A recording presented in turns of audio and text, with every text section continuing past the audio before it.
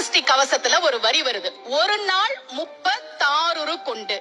அதாவது கந்த சஷ்டி கவசத்தை ஒரு நாளைக்கு 36 முறை படிக்கணுமா. படிச்சா 7 மணி நேரம் ஆகும். கலியுகத்துல கந்த சஷ்டி கவசத்தை ஒரு நாளைக்கு 36 முறை படிக்கிறதுக்கு நேரம் இருக்காதுன்னு தான் அதுலயே சூட்சுமமாக ரகசியமாக ஒரு விஷயம் சொல்லப்பட்டிருக்கு. உங்களுக்கு சொல்றேன்.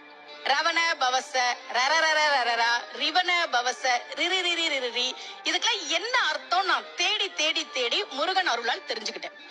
சரவண பவ முருகனுக்கான மந்திரம், இத 6 முறை சொல்லணும்.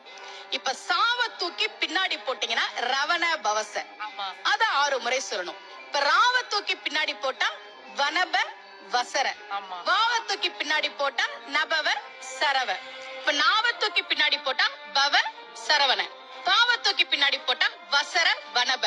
ஒன்னொன்னையும் 6 முறை சொன்னா 6 × 6 36 வரும். இப்படி சொன்னால் 5 நிமிஷத்துல சொல்லிடலாம். கந்த சஷ்டி கவசத்தை 36 முறை சொன்ன பலன் கிடைக்கும்.